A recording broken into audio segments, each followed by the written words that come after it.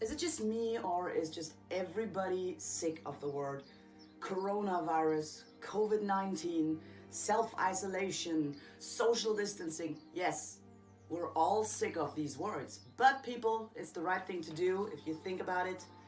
So when I woke up this morning, I watched my dear friend Ola Englund's FAQ.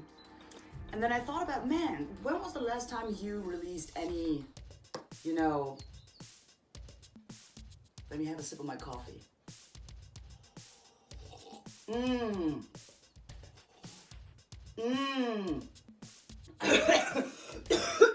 Like weeks ago, I released my last Gem Majora vlog.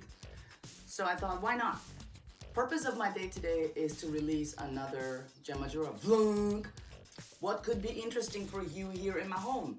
So what am I doing is, I picked up knitting and I said to myself, I'm gonna knit a sweater. I am not good at this. So it takes me forever. While my friend Yvonne, for example, she knitted a whole blanket. While I just managed to finish a sleeve. This is a sleeve. I know, very boring. Nothing to do with guitars. No music. That's private Gen. See? Arm, sleeve, awesome. And this is going to be my sweater. I can't wait to finish it, but I ran out of wool. I'm waiting for my new wool delivery. Thank you, all of you post-delivery people. All of you people still working, thank you. You are amazing, and you keep us alive these days, really, because just imagine I run out of wool. Duh, panic. Okay, so I'm gonna get started, and I'll be back in a second to figure out what to show you in my little apartment to keep you entertained, motherfuckers. Again, one more sip of my incredible good coffee.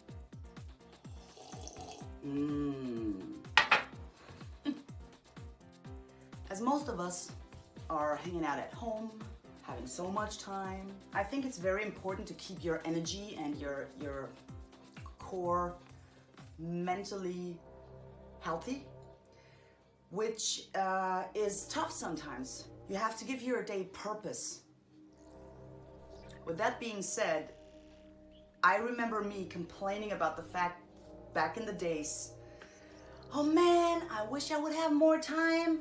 I would practice so much guitar, but I'm always on the road, always so busy. And now I find myself in the situation that I have all that time because I'm not on the road, I'm not touring, which breaks my heart.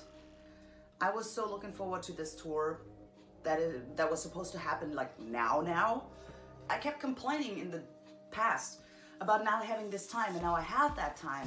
And I see a very interesting thing happening with me as I don't have it in me. I miss the input that allows me to feel the energy, the urge to like play my instrument and become productive and all that. I find it humorous. I've talked to a lot of friends who said the same thing.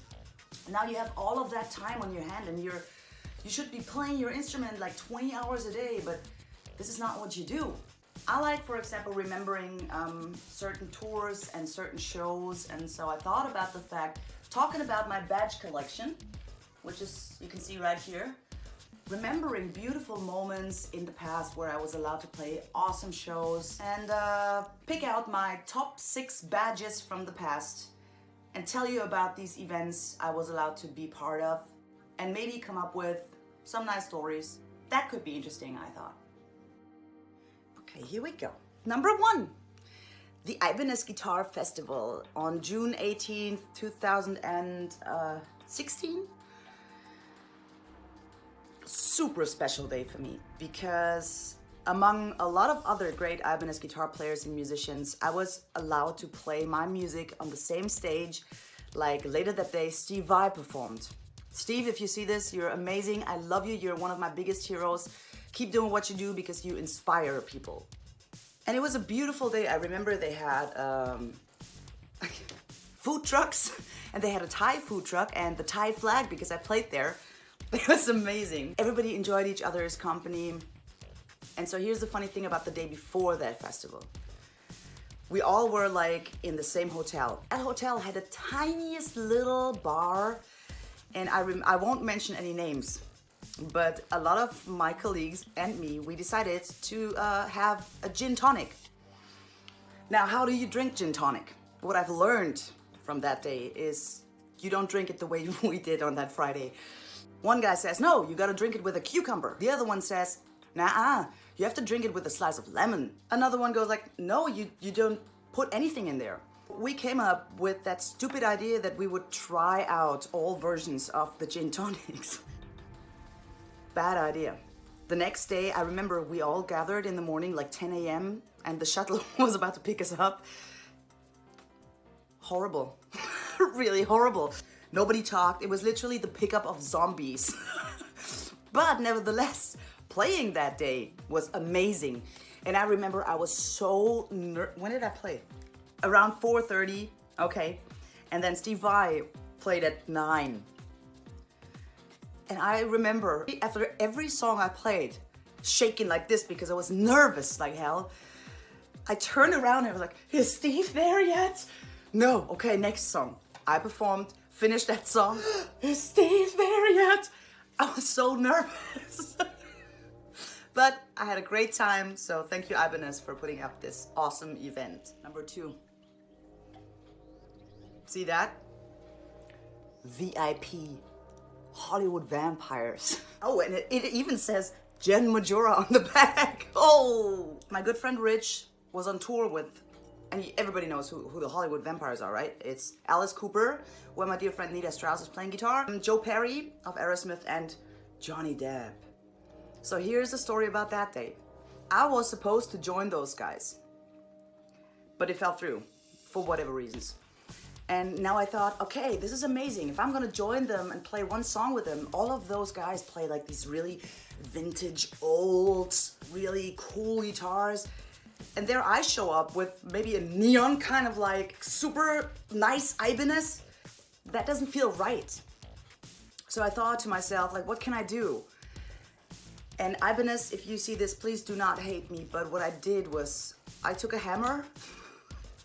I took one of my FRs because I have 3 of them. And I decided to make it look old and vintage. Yeah. So I hammered on it, like really tried to destroy the finish. I feel so bad about that now. Then I decided to take a, how do you call that? Like when you do your nails, but I took a big one made out of metal. And I was like working on that guitar. I took a screwdriver. Oh my God. And tomorrow, Ibanez doesn't want me as an artist anymore. So I took a screwdriver and I was like, just to make that guitar look old. Well, I think by now the guitar looks great and it still sounds amazing. The only thing is that the gig never took place and I was just on the side of the stage watching the show instead of joining them. But now I have a cool vintage looking guitar. All right, number 3 is a short one. Striper. I love Striper and I love that Will sometimes joins those guys and is rocking out with them. They were on tour and we were on tour. In 2000, 30th anniversary tour 2016. Really? That long ago. And I remember we had, I think even 2 days off in New York. Tony, by the way, when you see this, you're my friend in New York. I love you. Will was kind of asking, hey, did you guys want to go to see Striper? And I said, hell to the yeah, of course. So we went to the Gramercy Theater, I think they played. This concert of Striper will be part of my memoirs if I ever end up writing them, because until today, it's the only concert where I went as a visitor, stood in the audience, and the next day I had a so-called rock neck. I had a horrible stiff neck. I couldn't move anymore. And that was the day when we had to play our show. And I woke up, I remember I woke up and I'm like, oh shit, my neck. I wasn't aware of the fact that you have to warm up before you go see a show. But I had so much fun. It was amazing. A lot of us went there and met the guys and it was just a lot of fun. Not so much the next day, but the concert, Striper, New York, amazing. Next, we have this gentleman, Richie Kotzen. Richie Kotzen, I've seen him solo and with his band, the Winery Dogs, so many times. Like here, you can see it here, like Winery Dogs, Winery Dogs. There's another one down here, Winery Dogs. I've been to so many concerts because I love Richie. I love him as a, oh, how you doing? Hi. And I love his playing and also his voice. He's been one of my very first attempts when he's playing, when I was a kid when I learned my instrument. So what happened was, back in the days, my dad promised me, hey, we'll go to this big music store and then you can buy like a VHS tape. Back in the days, it was not DVDs. So the really old school version of DVDs is called VHS tapes. And this gentleman put out a tutorial VHS tape called Rock Chops. You can look it up.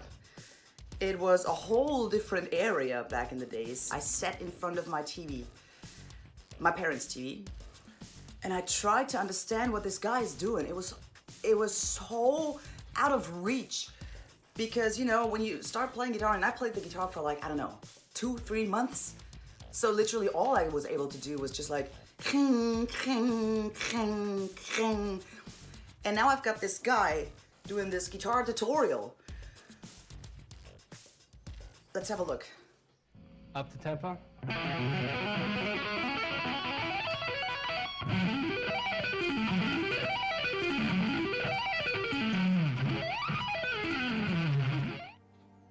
Get it? When I finally got to meet Richie a couple of years ago, I remember after the show, he walked up to me and I was like, hi, my name is Jen and you fucked up my playing when I was a kid. And he said, hi, I'm Rich. What? So I told him the whole story, that I realized how much out of my reach back in as a kid it was to play what he played. I literally threw my guitar into the corner after watching this Rock Chops VHS. I didn't touch it for 3 months. It was just so frustrating. You know, I was struggling with playing a C major chord, and that dude, he was just like, what? Nevertheless, I learned that you have to do baby steps in the beginning when you learn to play the guitar. Just do what your playing ability allows you to do. Make little steps.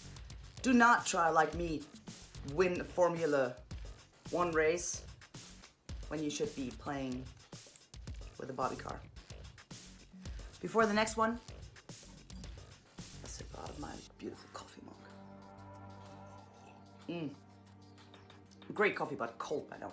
Next, Alex Skolnick Trio. Now, most of you guys know that Alex is the reason why I am in Evanescence, because he forwarded my name. I'll be thankful for that until the day I die. Damn, that was five years ago already. Almost 5 years. Anyway, Alex is a dear friend of mine. I love his beautiful mind and his extraordinarily diverse playing. I love the metal side as much as I love the jazz side. And there are not many musicians that are accepted in both worlds. You know, the jazz people would say like, ugh, he's playing metal, he can't play jazz. And then the metal dudes go like, dude, what's wrong with him? He plays jazz. So Alex is accepted as a musician in both camps, which I think is amazing. And I remember I joined him on stage. He was on tour pretty close by and I drove there. We played Cause We've Ended as Lovers. I was super excited and super happy at the same time because I love that song. I love Jeff Beck, and playing a Jeff Beck version of that song together with my friend Alex and his amazing band. It was such a beautiful, beautiful day. I'll keep that close to my heart because it's great memories. Last but not least, of course. I mean, pick whatever one you want because this was from the Lindsey Sterling tour. This was from another tour. Then we got the other one, that one, and so many others. Man, I miss touring. I miss hanging out with my friends. Amy, Tim, Troy, Will. You guys, I love you from the bottom of my heart, and it's tough not being on tour right now. There is only so much interesting content in my little apartment. For sure, one of the more interesting things is this guitar here. It used to be my first guitar that my parents bought for me. That's the one I struggled with when I tried to play Richie stuff. By the years, I decided to start collecting signatures of players that I really think highly of. It's clearly an Ibanez guitar, as you can see. Not. But yeah, here's Alex Skolnick, best position, headstock signature. Let me walk you through the others. All right. Who's on that guitar? I'm not so sure if that was a great idea because some of them really have a horrible handwriting. I don't even know who these people are. But let me start with the ones I know. We have Johnny Winter, Vinnie Moore, Billy Sheehan. Billy, if you see this, I love you. Paul Gilbert, T.M. Stevens, Steve Lukather, Michael Emmett, Jeff Waters, Uli John Roth, Michael Schenker. Then a weird dude called Rick. I don't know who Rick is, but it happened when I had Dream Theater signed the guitar as well. And apparently there is a Rick. So Rick is on that guitar too. Michael Schenker, I said, Carrie fucking Kingslayer! Who else do we have? Michelangelo De Battio, my dear friend Matthias Ia Eklund, of course. Steve Morse, Joe Satriani, Alan Holdsworth, Marco Mendoza. This one is something I'm really proud of, Yngwie Malmsteen. Then we have my world map. At one point I stopped adding more tags because it's just too much. But as you can see, States, South America, Brazil, a lot of Europe, like a whole bunch of Europe. This was actually a vacation. I went to Dubai, which was nice. That one is vacation too. I went to the Maldives. That one was home because I went to see Thailand and my family. And of course, Synthesis Australia. So many memories. Wow, it's incredible. I have another sip of my coffee. A friend of mine just told me he's so jealous on that coffee mug. Duh. Take a look at my pick. Oh, you know what? You know what years of touring with Evanescence does to you? These are all hotel room keys. That's my stack and my pile of hotel room keys. But I wanted to show you my pick collection. Look at this. Look at that. Johnny. More Johnny. And who else do we have? Jeff Loomis, Marco Mendoza, Philly of Korn, Alex Skolnick, Destruction. Who else? More Destruction. Paul Gilbert. Amazing. Ace Frehley. And then we have Joe Satriani. Kiels. Steve Morse, Deep Purple. Jaded Heart. I believe Yngwie Malmsteen again. And we have my friend Iya. And we have, I don't know what the fuck is that. Who else do we have? Van Halen, Slash, more Joe Perry, and here we go. Oh, so many, and this one is the most special one. No. That's pretty much all. But this very last part is probably something most of you are looking forward to because I want to show you the guitars that I have here at home. A lot of them are still in Nashville because obviously for touring reasons, I guess they're going to sit there for quite some more time. But the ones I have with me here at home, I'll gladly show you. Let's go! Oops. Shit. Here we go, number one. My RGA 61AL Action Label guitar. I love this guitar so much. It comes equipped with a lot of cool features. Illuminate dots on the top, which help a lot when you go like gung, gung, gung, gung, gung, and it's dark. Sometimes you would go like, where is the... Also, sometimes my tech, Tyler, used to illuminate this one with a torch, you know, like shh, right before I go on stage because the logo is illuminated as well, which is badass. We have locks here in the back that work really good. Oh yeah, this guitar comes, she's so beautiful. I have the same guitar as a 7-string version, but that one sits in Nashville. It's kind of like Big Brother and here's a small sister, 6-string version. Guitar comes equipped with other pickups and I called my Fishman guys. I was like, can you please give me the same style, like that oily burned outfit pickups, but just I want to replace it with Fishman pickups. And I remember one day Ken called me and he was like, a video call. And he said, Look at these, we made 6 pickups for you. Which one would you like to have? Like the more purplish one or the more blue ones? Amazing people, amazing pickups, I'm really happy. Oh, and this guitar is out of tune. This guitar does not need any introduction. All of you know that I love, love, love my blue floral pattern gem. It's a signature guitar of Steve Vai, and you're dusty a little bit. Play-wise, from the feeling of playing, it's just one of the best guitars I've ever laid my hands on. It's a premium model, means it's not even that expensive. It's an affordable guitar. The neck is perfection. My version is signed by Richie Kotzen here on the headstock. What I did to modify this guitar is I had Ed Heisler from Mad Hatter Guitar Products install his system, which literally turns this little knob into a push-pull. To make a long story short, you have a 5-way switch. The Mad Hatter Guitar Product, the Terminator, Kill, whatever letter combination, I can never remember. Go ask Ed, he knows everything about it. Turns my little 5-way switch into a 10-way switch. Especially for recording in the studio, it gives you so many more options and sound diversities, it's incredible. Yeah, I'm not taking this one out on the road anymore because by the years I learned loving that guitar so much that I'm scared to take it out on the road, especially flying. I don't trust airlines anymore. A knock on wood, none of my guitars has ever been involved in an accident while flying, but I still don't trust them. Yeah. Love of my life. Okay, come here. When I first joined Ibanez years ago, these were the first RGs they gave to me. These are prestige models, made in Japan. Play-wise, awesome. Yeah, that's how they look on the back. I love them. They have the super wizard necks, which makes it very, very comfortable to play on them. I'm not so much a fan of the super slim necks, even though I play Ibanez, I know.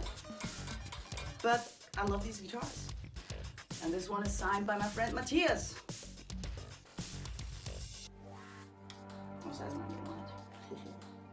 Here we do have another Iron Label 7-string RGIXL7.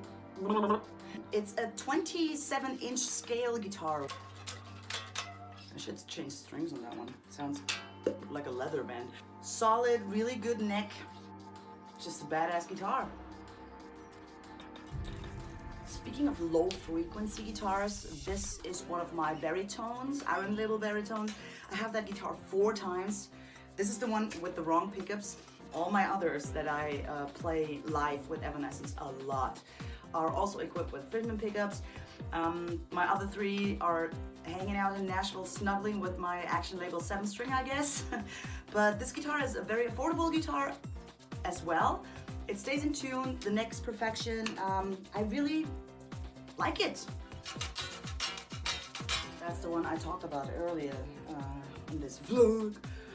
The one I destroyed because of the Hollywood vampires. If I take a look at it now, it doesn't even look that bad. A scratch every now and then and a lot of dust. FR from the Uppercut series. Here, maybe a little bit. Okay, so here comes somebody special. This is my very, very first Ibanez I bought over 20 years ago. It's an S470DX, S slim shape and light. And this guitar has been through so much. I had so many shows with her. And I remember once I played Wacken and one idiot put something on top of my gig bag, and I came back home and like the head was literally hanging down like this. It was broken. So I sent it to my Ibanez guys and I was like, guys, please help me, please fix this guitar. This guitar means the world to me. They gave me a call. Hey, yo, Jen, do you want us to fix anything else on that guitar? Because it's really like, and I'm like, nope. Leave all the little marks, leave all the little beauty things, because that means it has history, it carries a lot of stories and memories, and leave that guitar exactly like it is, just please fix the head again. Yeah, there you go, my first Ibanez guitar.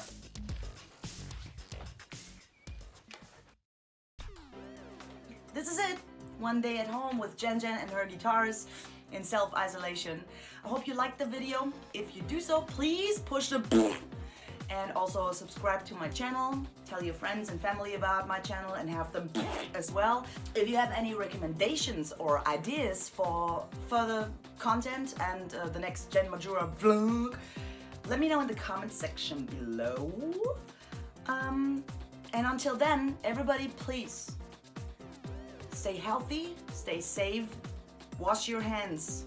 We'll all go through this thing together and we'll come out stronger than before if we all are patient and sane enough. Keep yourself healthy, physically and mentally. Give your days purpose and take care.